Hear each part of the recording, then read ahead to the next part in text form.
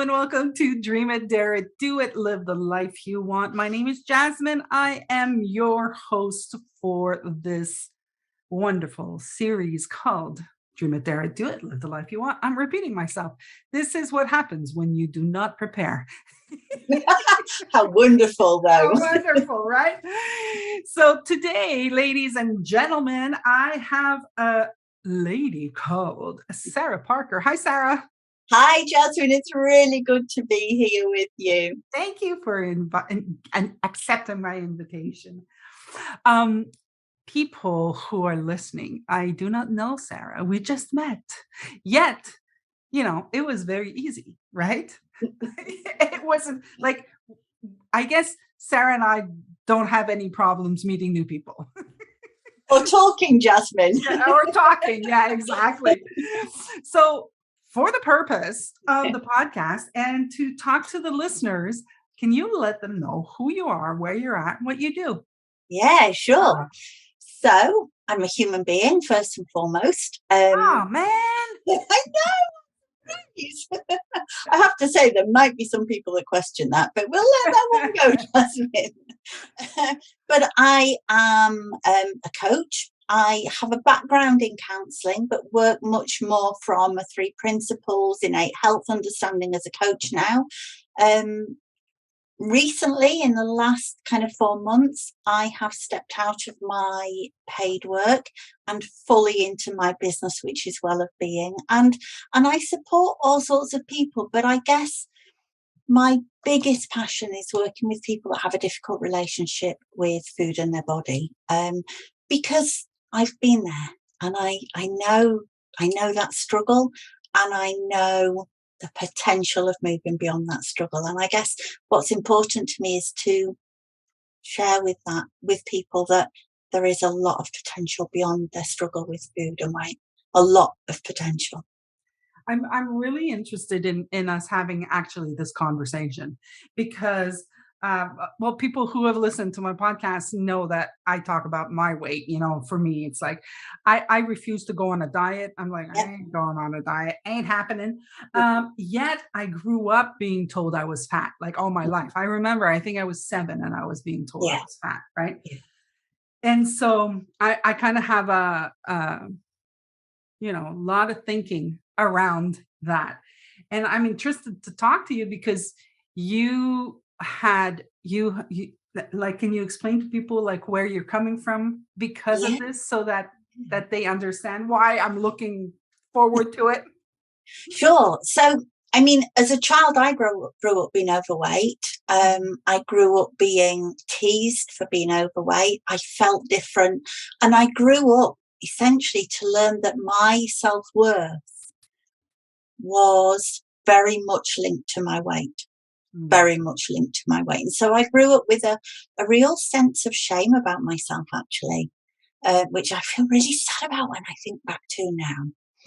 And actually, in the end, that culminated for a series of reasons. But at 22, that culminated in me developing anorexia nervosa, which at the time looked like the solution to everything. Well, if I get to a certain weight, I will be happy. Everything will be good. That kind of outside-in understanding. And surprise, surprise, Jasmine, I never hit a weight where I felt okay. I was hospitalized, I was detained, I was tube fed, and it never quite got to the point where I found that wonderful, happy place I was searching for. I now know it's because it's not in food or weight, but I didn't at the time. And so that was the beginning of 15 years of me really hiding away from the world. A whole bucket load of shame because I was overweight, shame because now everybody was telling me I was getting it wrong, and I was totally, I didn't know which way to turn. And so, of course, in that fear, I turned back to food and back to starving myself. And so that's where I was for 15 years. And I think that during those 15 years, people worked on my eating disorder. They didn't work for me. Innocently, I'm not here to criticize anybody because Yeah. people were desperately trying to help me. I really can see that, and they cared. But actually, whatever everybody was looking at the eating difficulties, I became smaller and smaller and more insignificant in my mind, and more worthless, actually. Nobody noticed me anymore Yeah, they until were noticing the I noticed the illness. eating disorder, Yeah. which was actually kind of what I was looking for because it was a great mask. Nobody criticized me anymore for being fat. They didn't criticize me for anything, really. They criticized the eating disorder. So innocently, I created this real place of safety for me Yeah, got it. in my mind, I thought. Yeah. Well um, well, did you think it? I don't think that it was intentionally. Did you, like, intentionally say, "Okay, I'm gonna continue this, so they're gonna keep looking at that?" it's Yeah, not a choice. exactly. It's never a choice, is it? I think Yeah, we know this. It's never a choice. yeah, we don't know we're doing these kind of thing, I guess. No, no, we don't. Absolutely. And I didn't know I was going to develop anorexia. I didn't know anything that was going to happen. I was just desperately trying to survive a world that I saw as terrifying. Yeah, Actually, that was yeah, it. yeah. But if we skip forward, what really helped me, Jasmine, was I had a therapist who one day just innocently said to me, and you know what, it was not a kind of standard intervention from a therapist, but she said, Sarah, have you ever thought about counselling? And I laughed at her and I said, well, of course I have. I've had years of counselling. She said, no, you becoming a counsellor. Now, that might seem like a really trivial comment, but for me, in the language I share now, in the understanding I have now, what she did was shine a light on my well-being. She shone a light on who I was beyond the eating disorder, Mm, what I had within me beyond my ability to starve myself. And because she shone a light there, I started to shine my light there. And that was the beginning of the change for me. It wasn't, it was not about food.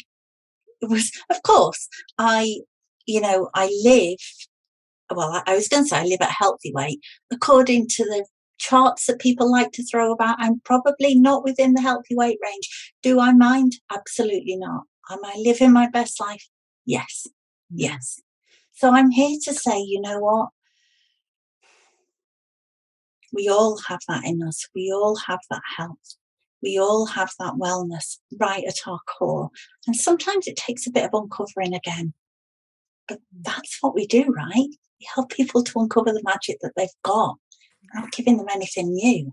yeah, we kinda, like, I think that I think, like, that what I'm seeing in what you're saying, well, there's something that I'm holding on to not go there right away because I wanna finish this conversation, but, write it down.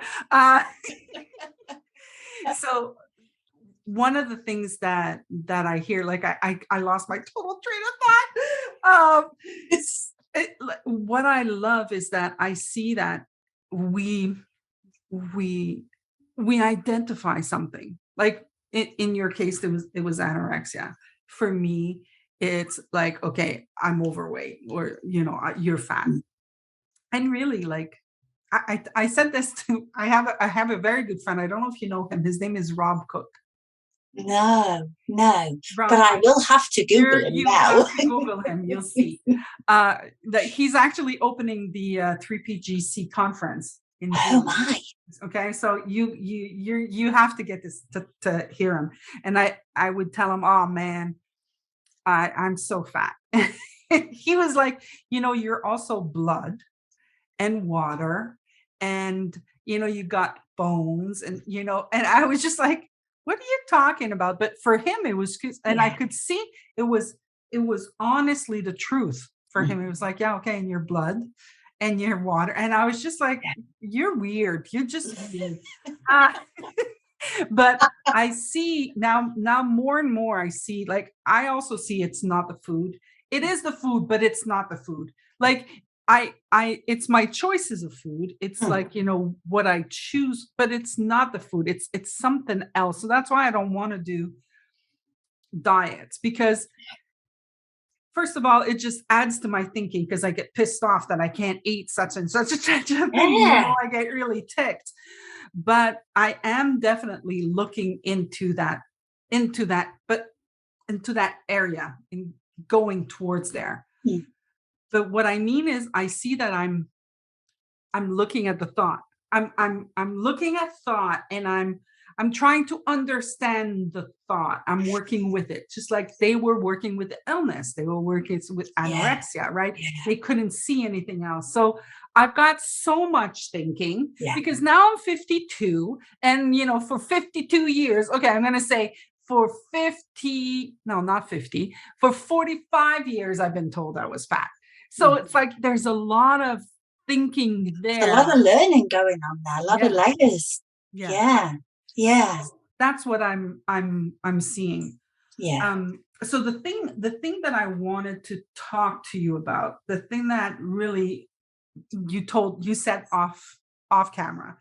You guys didn't hear it, but you're gonna hear it. Uh, so one of the things that you said was that people told you when you had anorexia that that was it. You would have Mm. to be careful all your Mm. life. And you said to me, that's bollocks. Yeah. And I want you to talk to that. I want you to speak Yes. to that because, yes, a lot of people have gotten, like, whether it's anorexia or fat or alcoholic or, Applies to it all, doesn't it? it applies to it all. So I really would like you to speak to that. Like, Yeah. what makes you say that? What Well, makes you say it? And you didn't just say it. You were like, no, no, it's yeah. true. Like I could Yeah. feel it in your resolve. It was like, Yeah. that's bollocks. It is. It is. It's absolute bollocks, Jasmine. And I tell you why I say it. Partly because, first and foremost, I live with no fear, no comparisons of, oh, I need to be thinner because, or it never occurs to me that losing weight would be a good idea anymore to cope with a problem. Starving myself would be a good idea. It just doesn't.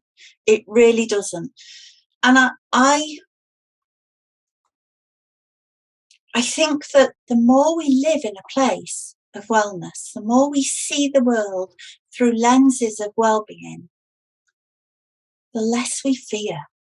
And actually, when we are using food, however we're using it, whether we're starving ourselves, whether we're binging and purging, whether we're binge eating, whether we just comfort eat, whatever, just nothing, it's all a tricky relationship with food. And yet that relationship with food is what we are using because we think we need it to deal with whatever sticky situation we're seeing. But when we can see that actually we have the resilience, we have the well-being within us, we have that magic within us that is going to help us through that sticky situation anyway, that relationship with the food starts to become less significant in those tricky situations. Now, it doesn't straight away, and I'm 15 years past my last treatment for anorexia, and as those years have gone on, those thoughts that felt so intrusive, so powerful to me at the time, I mean, they no longer, if they enter my head, I don't even notice them. But even in the earlier years, post-treatment, living a life beyond anorexia, I would say that those thoughts came and went. And so long as I could see that they had no power over me, unless I gave them that power, so long as I could see that without me acting on them, without me trying to get rid of any uncomfortable feelings that they brought, they would pass on their own. And it's as if, we talk about somebody knocks on the door and you ignore them. And so they knock harder and harder and harder. And if we try and ignore a thought, of course, it gets louder. the nature of it. You know, like you said, if I think that I can't eat that food, I'm going to think about it a whole lot more. But if we can come to a place of not fearing our thoughts, watching them, observing them, seeing that they're just energy that passes through us, then they become less and less and less significant.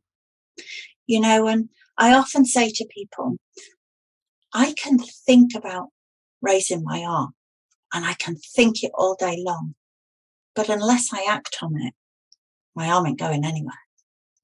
And when we see that those thoughts only have power when we identify with them, when we see them as part of who we are. But actually, when we can do that, when we can observe them, when we can view them, when we can create some space between them and us, we see that actually they're not who we are. They're not how we are. They're just stuff that passes through us, and it can come and go. But I'm not on the lookout for these thoughts anymore, because they're not snipers that are out to get me. They're just thoughts. Yeah. And yes, they have looked really powerful to the point where I was probably very close to death quite often. Mm. But I didn't die.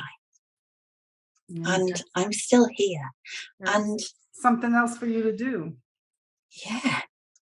yeah, there's a lot more for me to do. And Jasmine, I'm glad there is. I'm Yeah. glad there is. And I'm glad that I'm here to say, you know what? It's not who we are. We're not a weight. We're not a size. We're not a shape. Because if that were the case, I would be an entirely different human from when I was 15 years ago or when I was 30 years ago. But I'm not. I've had a lot of learning, and there's a lot more language that comes out of me right now than when I was. But that's not because I'm a different human. I'm not a changed person because I'm a changed shape or a changed size. Can't work like that. We are ever changing. We're fluid. Our identities are fluid, and our bodies too. Let me ask you, what is the biggest thing? So if you think back of, when you were in counseling for anorexia, Mm. like, again, you were still you. What is the biggest thing that you remember that you kind of like went, oh, like, really, you were able to detach from the thought? Mm. Do Mm. you remember? I'm sure there's more than one, but is there one specific that you remember that you could share with us? Not necessarily a thought. Well, I guess it was a sequence of thoughts. One of the most important things that I started to see was I didn't have to hate myself for my size. Didn't have to hate myself, whether I was overweight or not. It didn't matter. And so, and I didn't have to hate my body. I'd learned to hate my body from all the messages I'd had as a child about being overweight. I'd learned that stuff. I'd learned that my body wasn't enough. And I'd somehow learned that my body was against me. And actually, when I started to see, hang on a minute, this is the vehicle I live in. It don't want to die. It wants to live for me. It was a process for me, Jasmine. It was a process of calling a truce at first. I couldn't go, or I didn't see that I could go from hating my body to loving my body in one step. But what I did was I called a ceasefire. I called a truce. I wasn't at the point of loving it, but I didn't have to attack it anymore.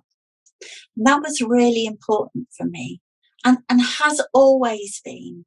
Because even now, I'm 53, I'm menopausal, my body is changing without my permission, damn it. And Yeah. you know that I know that one. But do I have to hate it for that? Do I have to fight it because of that? No. It's not doing anything against me. It's not doing anything to harm me. It's What doing its thing.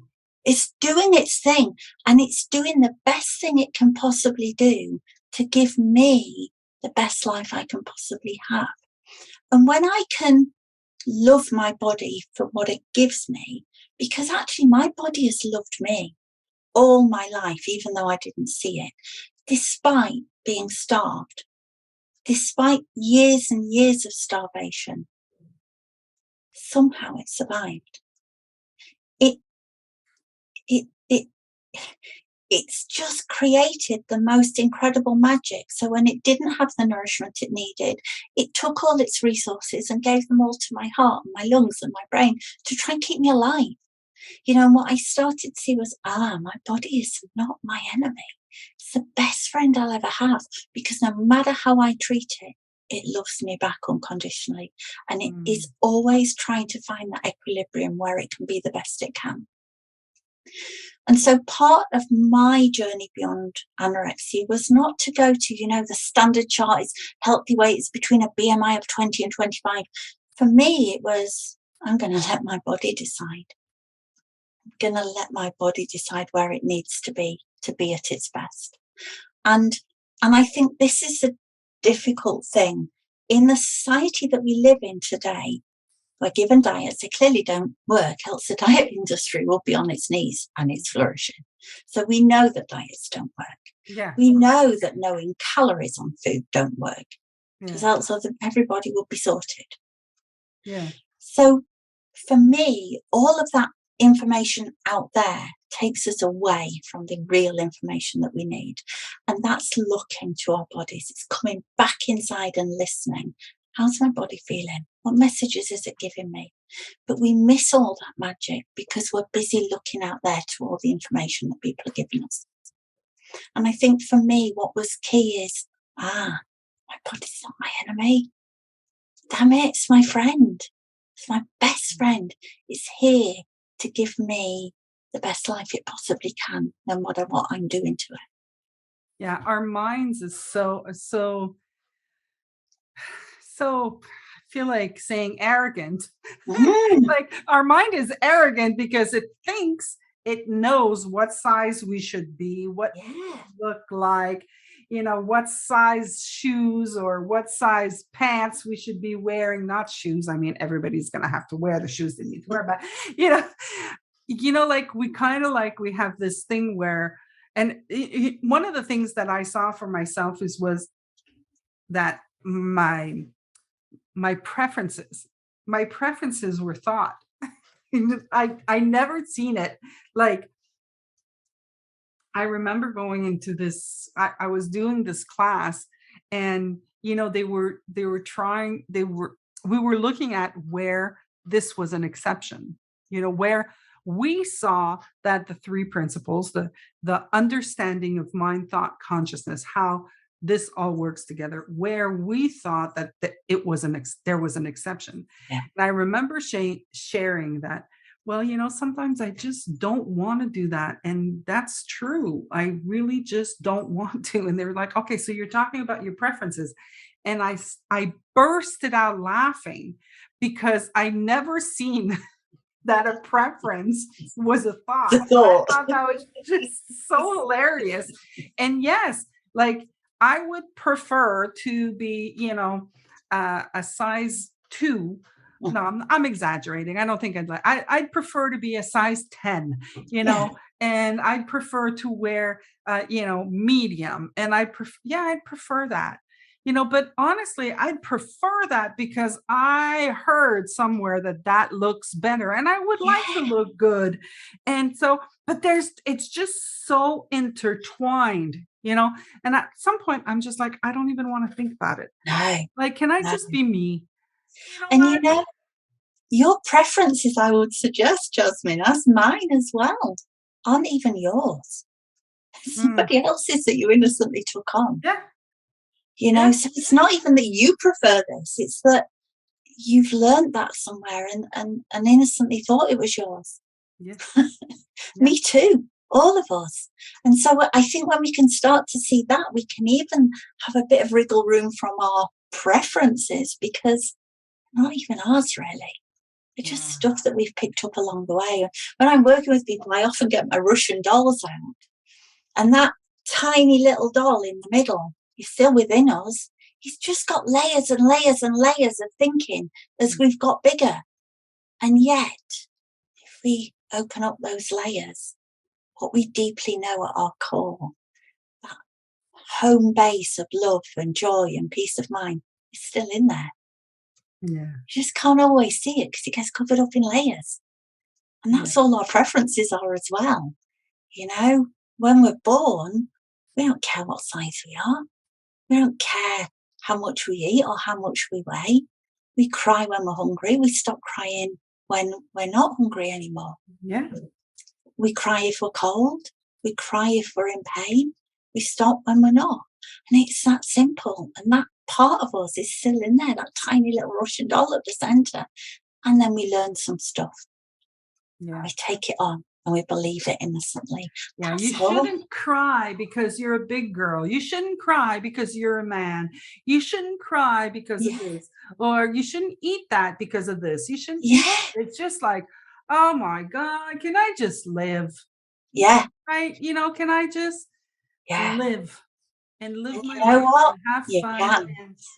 and do what I want? That's why the podcast is called Live the Life You Want.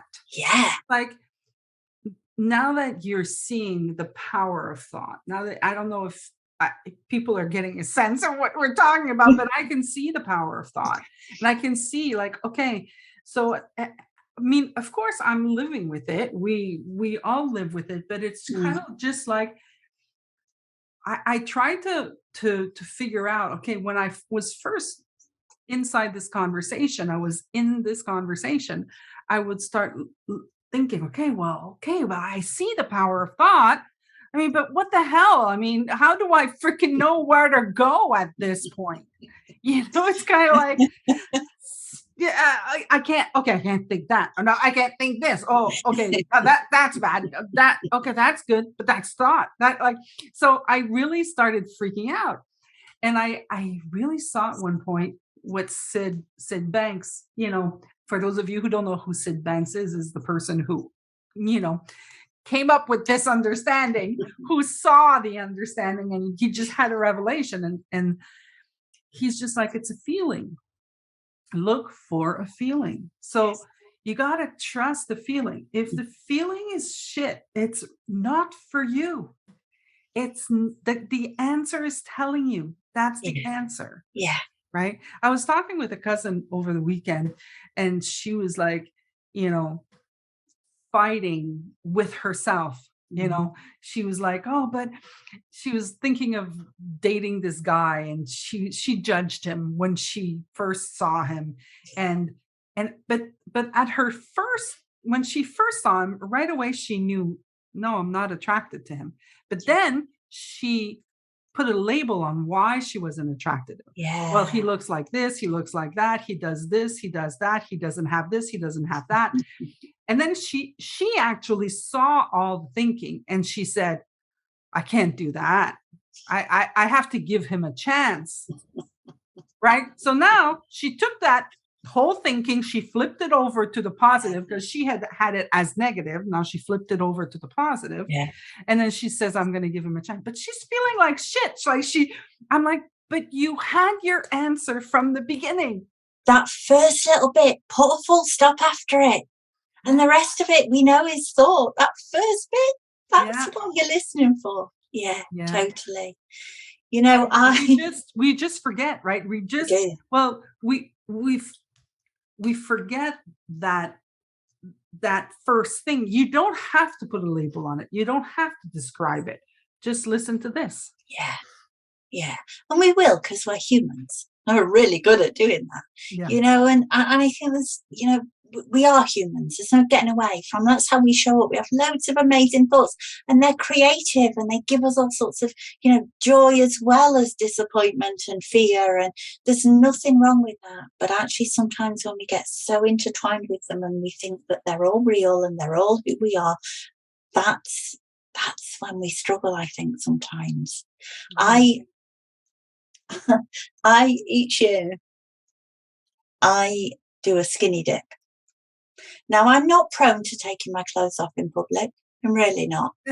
However, a few years back, I saw that this was happening in the northeast of England. The sea's really cold because it happens in the end of September. Really cold.